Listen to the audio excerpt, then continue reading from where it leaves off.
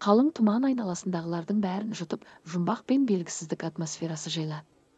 Бұл бірнеше ұшақтар, кемелер мен көліктер жоғалып кеткен күн болды, олардың артында тек жұмбақ іздер қалды. Адамдар таң қалды. Бұл қалай болуы мүмкін? Олар қайда кетті?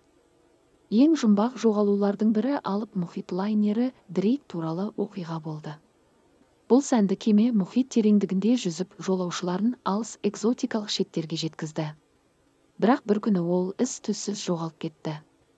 Хабарламалар, кеменің қалдықтары жоқ. Біраз уақыттан кейін ғана балықшылар жолаушыларға тиесілі жеке заттарды, кабинада болған мүліктерді тапты.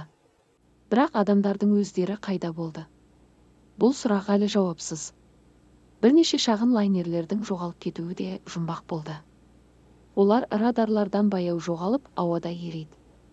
Ұшу кезінде жоғалып кеткен ұшақтар аспанда ерекше жарқыраған із қалдырды. Куәгерлер айналасында толық қараңғылық пайда болған бір түрлі күлгін жарқыл туралы айтты. Бұл ұшақтар қайда кетті? Аңыздарда олар басқа өлшемдерге, уақыт пен кеңістік өмір сүруді тоқтатқан параллель әлемдерге түскені айтылған. Автокөліктер де бұл жұмбақтардан тыс қалмады. Олардың жоғалуы бір сәтте болған сияқты, олар күшті-күшке сіңіп кеткендей болды. Белгісіз жоғалған машиналар ешқашан болмаған сияқты із қалдырмады. Көшелер бос және тыныш болып шықты, ал көлік иелері олардың жоғалып кету құпиясын шешуге тырысты. Әр түрлі теориялар мен болжамдар жасалды, бірақ олардың ешқайсысы нақты жауап берген жоқ. Бұл бірнеше жылға созылды және әлі күнге жауап таппаған сұрақ күйінде.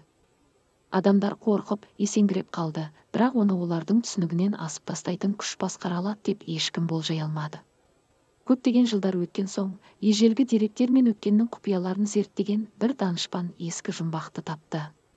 Онда уақыт пен кеңістікті басқара алатын күш және оның жерге әсер ету арқылы жоғалу жағдайы туралы айтылды. Ол жоғалу параллель әлемде өмір сүрген жұмбақ тіршілік иелерінің араласуының нәтижесі екенін түсінді. Көптеген жылдар бойы жойылу азайып, ақыры мүлдем тоқтады. Бірақ адамдар әрқашан мистика мен белгісіздік әлемі жайлаған жұмбақ жоғалуларды есте сақтауын тоқтатқан емес.